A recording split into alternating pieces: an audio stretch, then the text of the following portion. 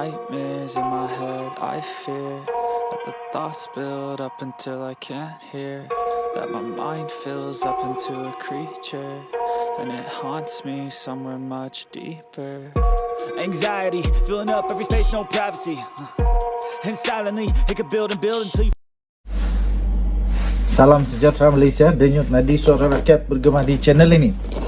Tentu ramai orang nak tahu, ramai orang mahu tahu. Tentu ramai mahu tahu sebab musabab kenapa sebenarnya UMNO tidak mahu bersama dengan PAS. Walaupun mereka pernah bersama dalam mufakat nasional.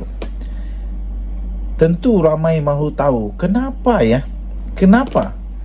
Bukankah kalau dilihat kepada tujuan apa yang mereka perjuangkan itu sama, iaitu Melayu dan Islam. Tapi kenapa UMNO tidak mau lagi bersama dengan PAS?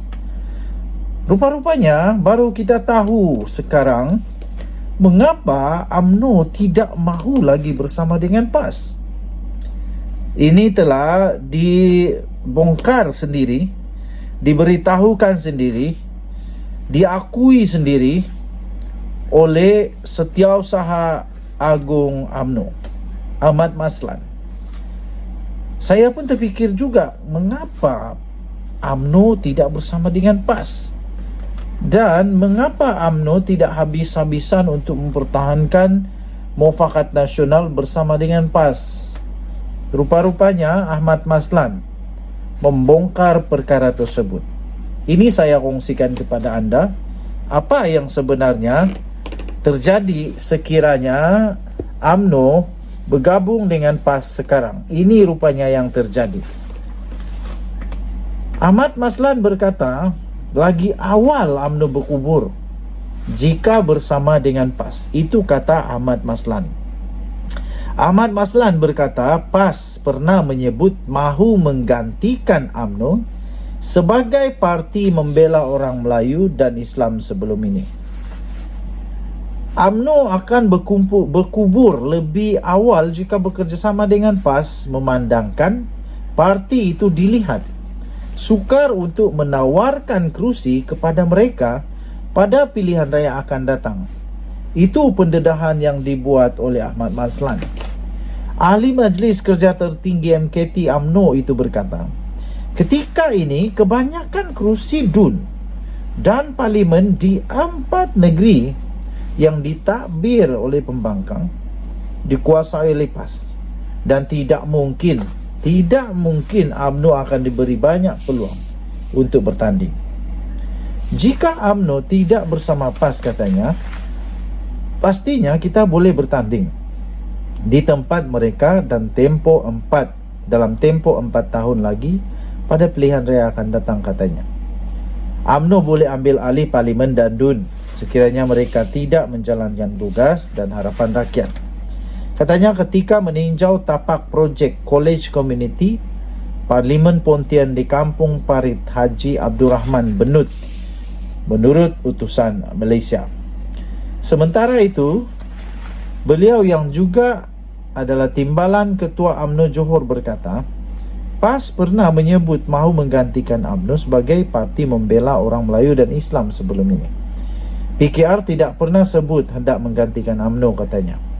Begitu juga dengan Bersatu pun ada sebut perkara itu. Perkataan mengganti UMNO itu merupakan persaingan antara UMNO, PAS dan Bersatu, katanya.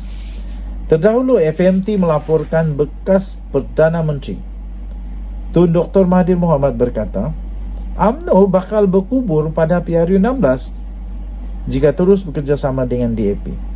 Merujuk kepada keputusan PRK Kemaman yang menyaksikan undi diterima parti itu terus merosot.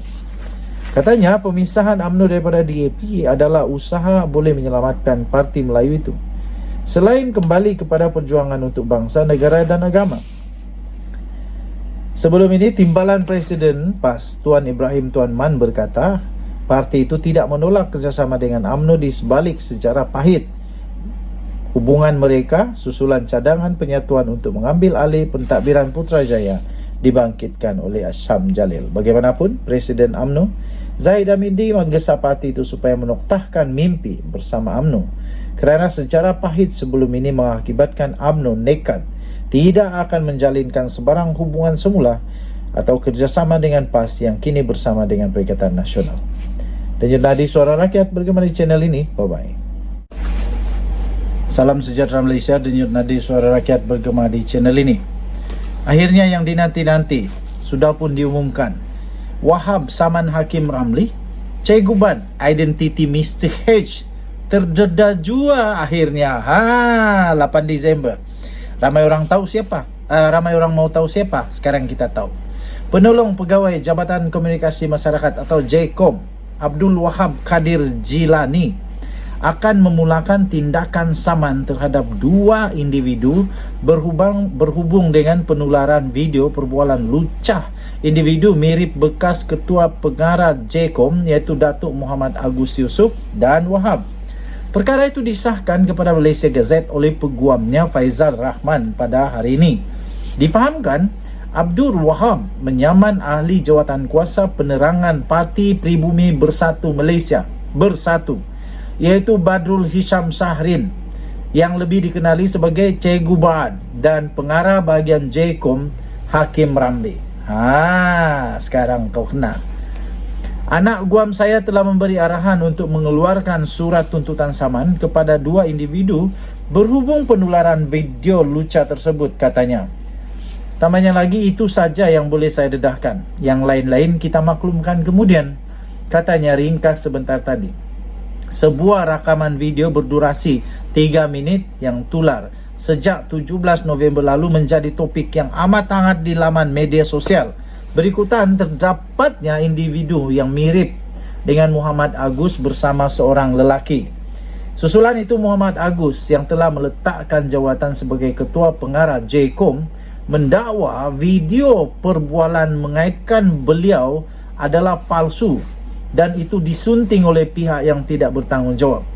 Selain itu, Abdul Wahab mendakwa beliau telah dijadikan kambing hitam untuk menjatuhkan Muhammad Agus oleh individu bernama Mr. H. Namun sehingga kini identiti itu belum dapat disahkan. Sumber itu daripada Malaysia Gazette dan telah diterbitkan semula di laman sabudin.com.net. Akhirnya identiti Mr. H terdedah jua akhirnya. Wahab telah menyaman Hakim Ramli dan Cikgu Ban.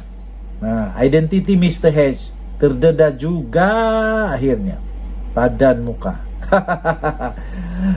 Jadi disahkan penolong pegawai Jabatan Komunikasi Masyarakat yang dikenali sebagai JKOM, iaitu Abdul Wahab Kadir Jilani, telah pun akan memulakan tindakan saman terhadap 2 orang ini. Yang pertama ialah ahli jawatan kuasa penerangan Parti Pribumi Bersatu Malaysia Badrul Hisham Shahrin, dikenali sebagai Cikgu Ban. Dah habis-habis lah bersatu ni kena. Belum selesai satu lagi. Sekarang baru lagi Cikgu Ban yang famous tu sekarang kena saman. Nanti kalau sudah masuk mahkamah, kalau menang tidak apa, kalau kalah rasakan. Kemudian seorang lagi ialah pengarah bahagian JKOM iaitu Hakim Ramli. Kenapa? Kerana anak guam saya telah memberi arahan, katanya, untuk mengeluarkan surat tuntutan saman kepada 2 individu yang sebut tadi itu berhubung penularan video lucah. Itu saja yang saya boleh dedahkan, katanya. Yang lain-lain nanti kita maklumkan kemudian. Dia kata begitu. Okey, jadi tuan-tuan dan puan-puan yang dihormati sekalian, beliau Muhammad Agus yang meletak jawatan sebagai Ketua Pengarah JKOM mendakwa video perbualan mengaitkan beliau adalah palsu dan disunting pihak tidak bertanggungjawab.